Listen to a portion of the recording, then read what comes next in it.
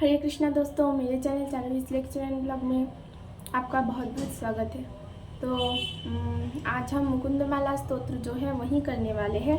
आज हम मुकुंदमाला स्तोत्र का जो श्लोक 13 और श्लोक 14 है, ये दोनों श्लोक आज मैं आपको बोलने की कोशिश करूँगी, लेकिन उसके पहले हम मंगलाचरण करेंगे।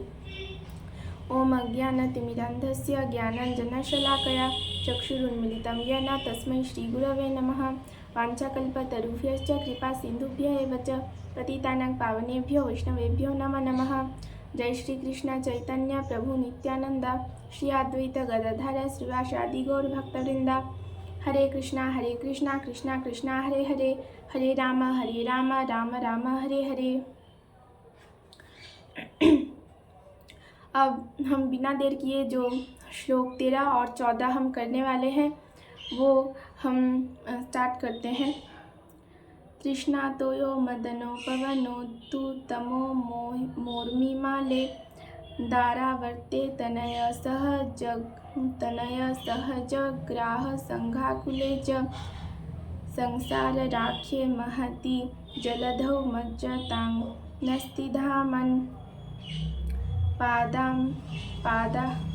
पादाम्भोजे वरद भवतो भक्ति नावं प्रजच्छ। हे त्रिभुवनेश्वर, मैं इस विशाल भव समुद्र में डूब रहा हूँ, और ये जो समुद्र है ये जड़ आकांक्षाओं से पूर्ण है, और काम रूप वासना इसके तरंग है। मेरे जो पत्नीगण हैं वो इसमें घूर्णावर्त के जैसे हैं, और मेरे जो पुत्र भ्राता जो हैं ये इसमें बड़े मगरमच्छ के रूप है। हे वरदाता, अनुग्रह पूर्वक मुझे आपके पाद पद्म रूप जो भक्ति तरी है उसमें स्थान दे।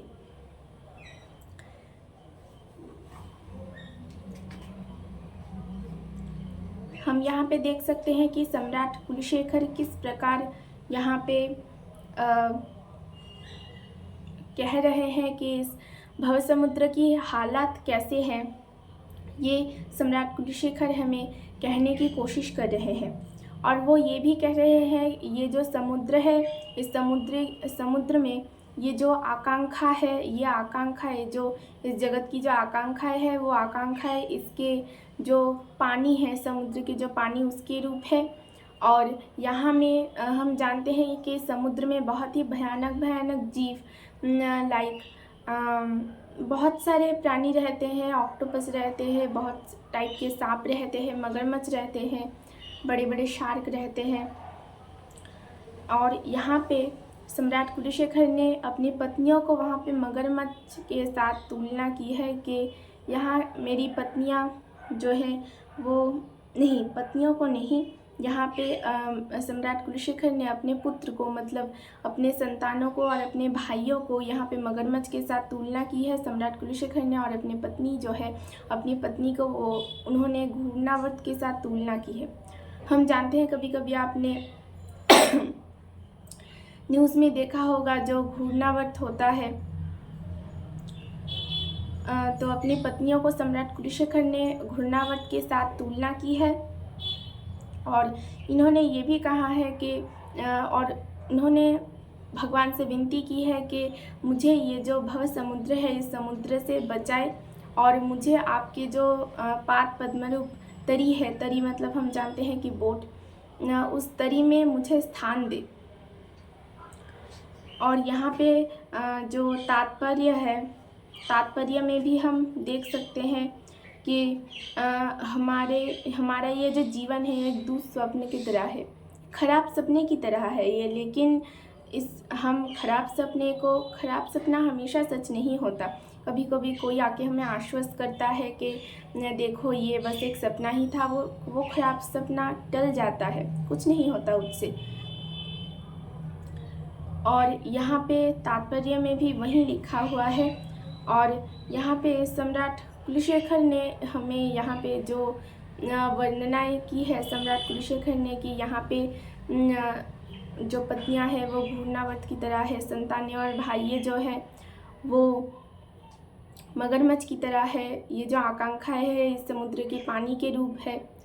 और यहाँ पे तात्पर्य में भी यही बोला गया है कि अतिरंजक कुछ नहीं है। मतलब कभी कभी आप कोई टीवी सीरियल देख रहे हो या कोई मूवी देख रहे हो, ऐसे में कभी कभी आप कहते हैं ना लोग कि ये बहुत अतिरंजक है, मतलब बहुत कुछ मतलब बढ़ा के दिखा रहे हैं। लाइक आप किसी ऑथर का लिखा हुआ कोई बुक हो या कोई नोवेल ऐसा कुछ हो, उसको ही अगर फिल्म में दिखाया जाए तो कभी कभी लोग कहते हैं ना कि ये बहुत ही अतिरंजक है, ऐसा बुक में नहीं था।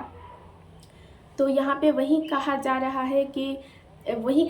है कि ये अतिरंजक नहीं है। सम्राट कुलशेखर, हम जानते हैं कि सच हमेशा ही कड़वा होता है, और सम्राट कुलशेखर वही सच को हमें दिखा रहे हैं कि देखो ये सच है कि तुम लोग ये जो जड़ जगत है उसमें फंसे हुए हो, और ये अतिरंजक कुछ नहीं है।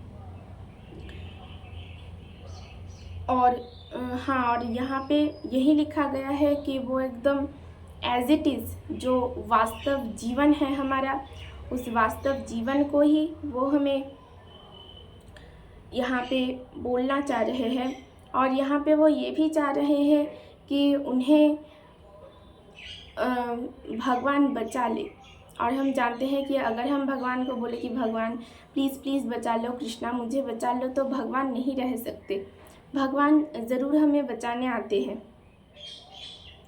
और इस जगत में कुछ लोग आपको मिलेंगे जिनको आपने बोलते हुए सुना होगा कि मरने के बाद कुछ नहीं होता, मरने के बाद कुछ नहीं होता। लेकिन हम लोगों को, हम जैसे कलिबद्ध जीवों को ये पता होना चाहिए कि मरने के बाद भी हमारा एक जीवन होता है। हम इस जीवन में जो कर्म करते हैं वो हमें इसी जन्म में वो जो कर्म है उस कर्म का फल हमें जीते जी मिले या ना मिले, हम जब मरते हैं तब हमें उस कर्म का जो फल है वो हमें ज़रूर मिलता है। और वहीं पे और यहाँ पे उल्लेख किया गया है कि जिसका जन्म हुआ है उसकी मृत्यु निश्चित है। और ये स्वयं भगवत गीता में अध्याय 2 में 27 नंबर श्लोक में ये उल्लेख किया गया है। और जब हमारे सामने कुछ बद्ध जीव कोई भी अगर मरता है तो हमें दुख होता है कि ऐसा नहीं होना चाहिए। और हम जब दुख करते हैं ना, तो वो जो व्यक्ति मर रहा है उसके लिए और भी ये कठिन हो जाता है कि एक तो उसे अपने और जैसे कि हम जानते हैं यहाँ पे लिखा हुआ है कि समुद्र में डूब के मरने के ठीक थोड़े से पहले ही मैंने जीवन में जो भी काम किए हैं उसका स्मरण हमें होता है। तो वैसे ही मरने के पहले भी हमें स्मरण होता है कि मैंने ऐसे ऐसे काम किए हैं ज़िंदगी में। और यहीं पे भी वही बोला गया है कि मृत्यु के पहले व्यक्ति को जब स्मरण आता है कि मैंने ये काम किया है, तब जब उनके सामने उस व्यक्ति के सामने उसकी पत्नी या उसके जो संतानें हैं, भाई है, रिलेटिव्स है, जब रोते हैं तो वो जो व्यक्ति है उसके लिए और भी मुश्किल हो जाता है इस माया के बंधन को छिन्न करना। और हमें चाहिए सबको सुधारना, या हमें ज़रूर चाहिए कि हम कृष्ण भावना में हैं। हमारे जो दोस्त हैं या हमारे जो रिलेटिव्स हैं, हमारे माता पिता हैं या हमारे जो संतान हैं, उनको भी हमें भी ये ज़रूर उनको भी हमें कृष्ण कॉन्शियसनेस में लाना चाहिए। और अगर ये संभव ना हो, परिस्थिति ना हो, या आपने बहुत बार कोशिश की, बहुत बार ट्राई किया लेकिन नहीं हो रहा है, तब कम से कम खुद को बचाना चाहिए। जैसे कि यहाँ पे हम प्रहलाद महाराज को देख पाते हैं कि वो कैसे उन्होंने अपने पिता, प्रहलाद महाराज के पिता जो थे हिरण्यकशिपु, उनके पिता से कहा कि भगवान श्री हरि ही इस जगत के मालिक है, इस जगत के रचयिता है, और ये जगत, इस जगत में ये जगत जो नाश होगा वो उनके इच्छा से ही होगा। लेकिन उनके लाख समझाने के बाद भी हिरण्यकशिपु नहीं माने, वो अपने ज़िद पे अड़े रहे। तो प्रहलाद महाराज ने क्या किया? खुद को बचाया। तो ऐसे ही हमें खुद को बचाना है। अगर हमें हमारे दोस्त जो है, रिलेटिव्स है, जो वो अगर ना माने तो हमें खुद को बचाना है कि हम कृष्णा कॉन्शियसनेस ठीक ठाक से पालन करें उसका। और यहाँ पे सबसे उत्कृष्ट मान का जो उदाहरण जो है वो प्रहलाद महाराज का ही उदाहरण है, उसको ही यहाँ पे उठाया गया है। प्रहलाद महाराज का जो उदाहरण है वही यहाँ पे उठाया गया है। और सर्वोपरि यहाँ पे कहा गया है कि आपको भगवान के ये जो पाद पद्म है उसमें आश्रय तो लेना ही चाहिए और दूसरों को भी आश्रय दिलाना चाहिए कि आओ, तुम भी आओ, भगवान के चरण कमल के नीचे आश्रय ग्रहण करो। और अगर वो कम से कम खुद आश्रय ग्रहण ना करे तो आपको वो जो आश्रय स्थल है उसको त्यागना नहीं चाहिए। अब हम श्लोक 14 जो है उसे पढ़ेंगे। पृथ्वी रेणुरनुपयांशी कनिका फल्गु स्फुलिंगो लघुस्तेजो निःशशनं मरुतनुतरं रन्ध्रं सुषुप्तं नभ क्षुद्रा रुद्रो पितामहः प्रभृतयः कीटाशमस्तासुरा दृष्टे यत्र स तारका विजयते श्रीपादधूलिकणा।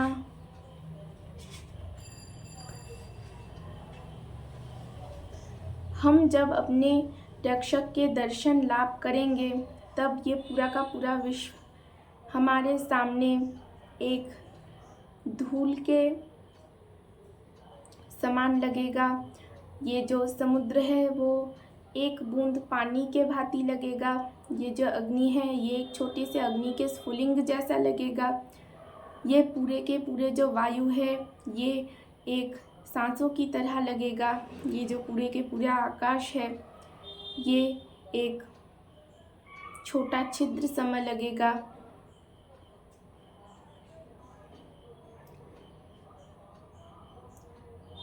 भगवान रुद्र और पितामह ब्रह्मा हमारे सामने नगण्य लगेंगे और सारे के सारे देवगण कीट सदृश लगेंगे। वास्तव में भगवान का जो चरण है वो वास्तव में भगवान का जो चरण है वो ये जो धूलिकणा है, एक धूलिकणा भगवान के चरण का जो एक धूलिकणा है वो इन सबके ऊपर विजय प्राप्त करने में सक्षम है।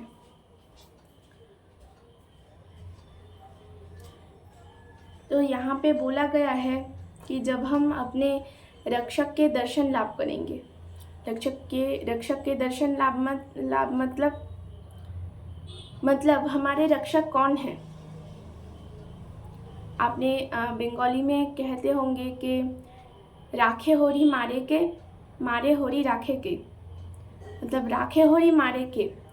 हरि मतलब भगवान का ही और एक नेम है हरि, तो राखे होरी मारे के मतलब अगर भगवान हमें रक्षा करे तो किसी की भी हिम्मत नहीं है कि हमें कुछ हानि पहुंचाए। और दूसरी तरफ मारे होरी राखे के मतलब अगर भगवान ने एक बार ठीक कर लिया कि इस व्यक्ति को हानि पहुंचाना है, इस व्यक्ति को डुबोना है, तब कोई भी रक्षा नहीं कर सकता उस व्यक्ति की। तो हम तो भगवान की संतान ही हैं और भगवान तो हमारी कोई हानि पहुंचाना नहीं चाहेंगे। वो बस जो असुर है, जो दुनिया की जो नेगेटिविटी है, उन्होंने गीता में भी कहा है कि जब जब धर्म का अधःपतन होता है, साधु जब प्रॉब्लम में पड़ते हैं तभी मैं आता हूँ साधुओं को रक्षा करने के लिए, और जो असुर है उन असुरों का नाश करने के लिए। अब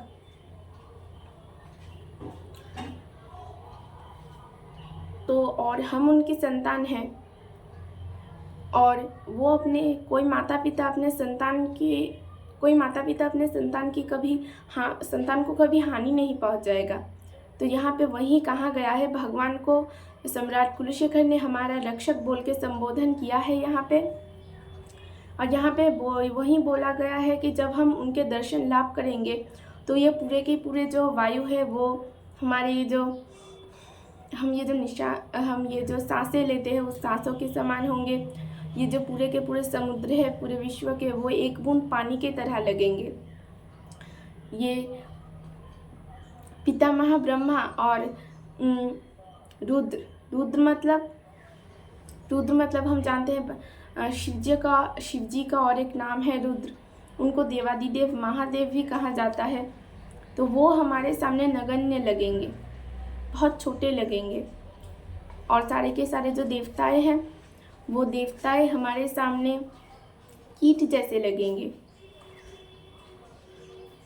और इस ब्रह्मांड में सारी की सारी जो अग्नियां हैं वो हमारे सामने एक छोटे से अग्नि के स्फुलिंग जैसे लगेंगे। आपने देखा होगा कि जब कोई बड़ा यज्ञ होता है तब उसमें घी डाला जाता है। वो अग्नि जो ऊपर उठता है, ऊपर उठने के बाद उससे छोटे छोटे ऐसे बूंद बूंद टाइप के जो है आग निकलते हैं, उसको हम स्फुलिंग कहते हैं। तो पूरे ब्रह्मांड की जो अग्नि है उसको स्फुलिंग की भांति लगेगा। और इतने सारे जो चीज़ें ब्रह्मांड में, इतनी सारी चीज़ें हैं, इनके ऊपर विजय प्राप्त करने के लिए बस भगवान के चरण का एक जो छोटा सा धूल वही काफ़ी है। और हम जब इनके दर्शन करेंगे तो और इससे आप अंदाज़ा लगा ही सकते हो कि दर्शन करना हमारे रक्षक का कितना ही सौभाग्यवान है। हम कितने सौभाग्यवान होंगे अगर हम दर्शन कर पाए भगवान के। लेकिन हम इतनी आसानी से दर्शन नहीं कर सकते, क्योंकि हमें पता ही है कि अगर हम नॉर्मल हम डॉक्टर के पास ही जाए तो भी हमें अपॉइंटमेंट लेना पड़ता है। फिर भी लंबी सी लाइन लगानी पड़ती है। हमें कितने टाइम वेट करना पड़ता है, उसके बाद जाके हम डॉक्टर से मिलते हैं। तो एक डॉक्टर से मिलने के लिए हमें इतना कुछ करना पड़ रहा है। तो हम जब पूरे के पूरे ब्रह्मांड के मालिक से मिलना चाहेंगे तो हमें कितना कुछ करना पड़ेगा। तो सम्राट कुलशेखर ये बोलने के मध्य से यही कहना चाह रहे हैं कि हम अपना साधन भजन ठीक ठाक से करें ताकि हम भगवान के दर्शन कर पाए।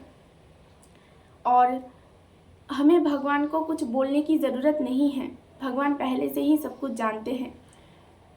और सबके अंत में मैं यही कहना चाहूँगी कि अपना साधन भजन ठीक ठाक से करें।